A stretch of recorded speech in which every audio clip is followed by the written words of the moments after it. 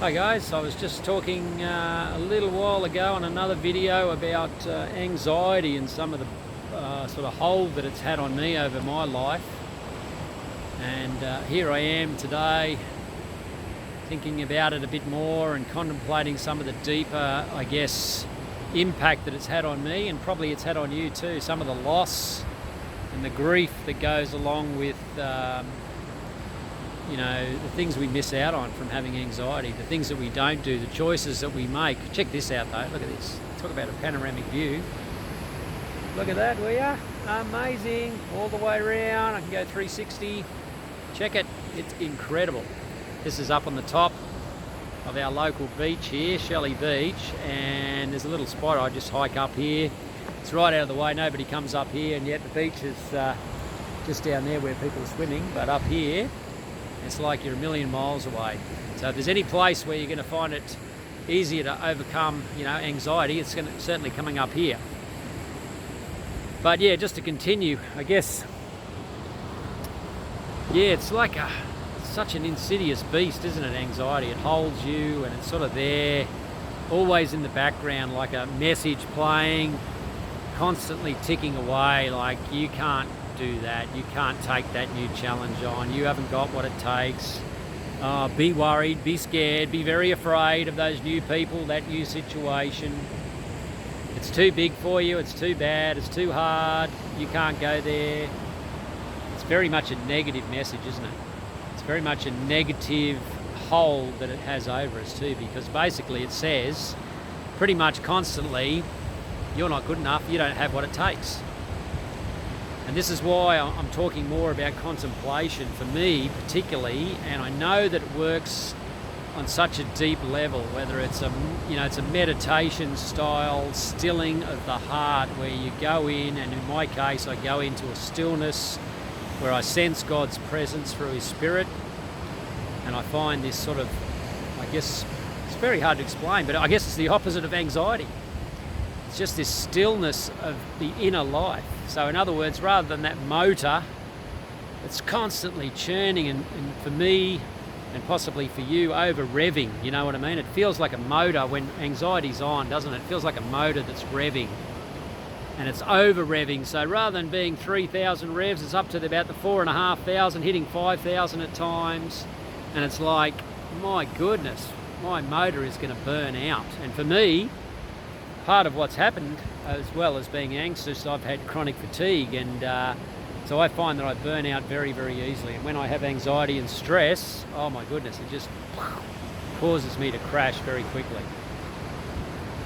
So I've got to find ways for me, and I hope these ways might be helpful to you too, to be still and to still that quiet, the racing motor in us, to quiet it down. So just really kind of keen to share a little bit more about that and what that means for me and what impact it has on me. So if like this morning, I had that situation I was sharing about the other day with the caravan for sale, and I was sort of having a little bit of stress about it. The people came, the people went, we had a good chat about it, they were pretty happy. I was able to, through the contemplative process, I was able to slow down enough to just release my expectation of the outcome. Were they going to buy? Weren't they going to buy? Was it going to be good enough for what they wanted? Was I going to get the money for what I was asking for? You can even hear it in my voice when I talk like that. It's like I'm speeding up. So what I'm trying to do now is, through breathing, contemplating, sitting, slowing my walk down even, I'm starting to slow my whole nervous system down. I'm telling my nervous system regularly, it's okay. There's no fight here, there's no flight. In fact, there's nothing to be concerned about. So for those of you who suffer from PTSD of sorts, you'll understand exactly what I'm saying by this. It's like we're all on high alert and we're like waiting for something to happen, but that event happened way back in the piece. It might have been a childhood event, it might have been even further, early childhood. It could have even been for you, like it was for me, I think, sort of from the womb. You know what I mean? I was in this stress situation in my mother's womb. Here's my mother getting on the boat, travelling from the UK to Australia in 1963. Like, stress city, man, and here I am in the womb all through that. I'm experiencing her stresses, and then I'm being breastfed born into in Australia in a situation where she was pretty depressed and anxious and fearful and not enjoying her life at all. And here's me born into that. So it could be even back that far. But then maybe in your case something occurred for you, an event, an abuse, a situation of great stress that triggers this anxiety and this alertness. So we're always on constant alert, and the buzz, the motor will not stop going. We need to work very hard. I was just become aware this morning by the Spirit within me, in a sense, that we've got to do the work here to get through this stuff. It doesn't go away easily. I've been working on this for a long, long time, particularly focusing on it the last 15 years. And yeah, I've come a long way from what I was. Like, if I was still anxious, there's no way I'd be talking to you on a video like this. I didn't even used to like to talk on the phone back, I don't know if that was 15 years ago, but probably wasn't even that long ago. I hated the phone. And here I am sort of doing these videos now and talking to people regularly on video chats and phone calls from different places around the world. So for me, whatever I'm doing is working, but I'm wanting to step it up. I'm wanting to really calm this anxious place in me and not live out of that anymore. I don't like it. I hate it within me. And I don't want that to be ruling my life anymore. I don't want to be in bondage or slavery to this anxiety. So the contemplative life for me seems to be a key. The stillness life, the ability to slow down and to stop and to rest my soul. I remember the words of Jesus, they come to me so often, and I sort of had a slightly different interpretation, but it was something like, "Come unto me, all you who are under the bondage of labour and hard slavery to life. Come and find peace and rest for your souls in me." Maybe for the first time ever, come and rest a while and allow yourself to move in the unforced rhythms of grace. Come and rest a while. Jesus' words were, "My yoke is easy and my burden is light." It's like he was inviting me particularly, and you, I'm imagining, to a place of rest.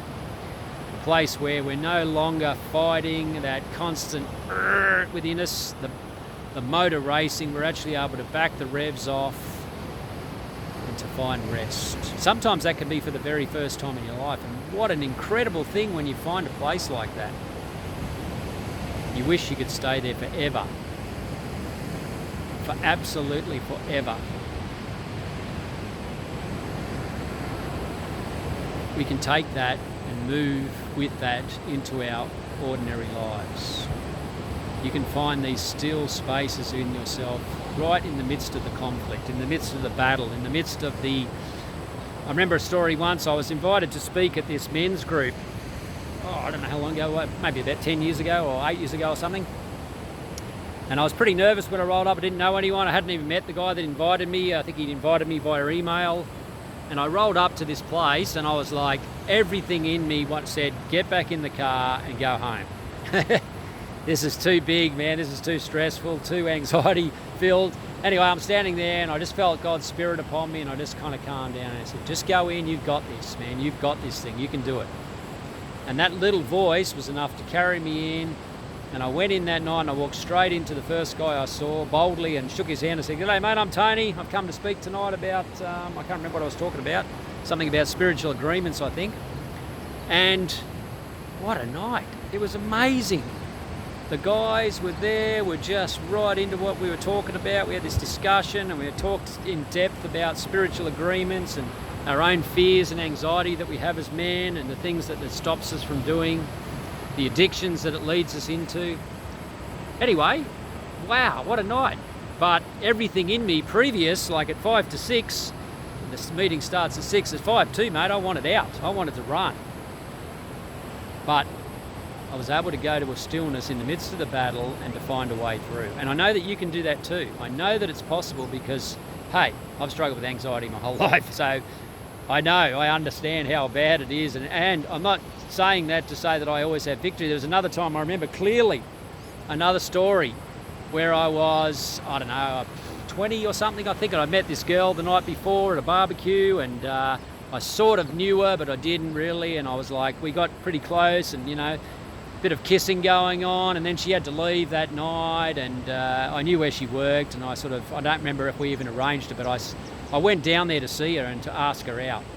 Yeah, man, she likes me, I like her, what's the problem? Walked up outside the shop in a shopping mall, and I stood there and I looked in, and there she was, you know, a big smile on her face at the counter, not looking at me, just serving the customers. She didn't even know I was there. And I stood outside that place for about half an hour, and I was like, I got nothing, man. I can't go in there. I'm too afraid. And I walked away with my head held in shame, in a sense, and the message just got deeper in me. Tony, you got nothing to offer, mate. No one wants what you've got. And I walked away with that kind of spiritual agreement in my heart, and it took me another 2 or 3 years before I was able to build up courage to ask, you know, different women out, and to be bold enough to see that I had something to offer. Because anxiety had told me a different story. It lied to me my whole life. You got nothing, pal? Don't even bother showing up, mate. You got nothing. It's a lie, and it's the same lie for you too, I believe. You have what it takes to beat this thing. You can do this, right? You can do it. Don't let it beat you. You've got something in you that's deeper, far deeper than this thing that's become your constant companion, your anxiety. There's something further, richer, deeper within you that you can get up over the top of this stuff and overcome it. You are more than a conqueror. You are an overcomer. You are built for this. You can do this thing, right?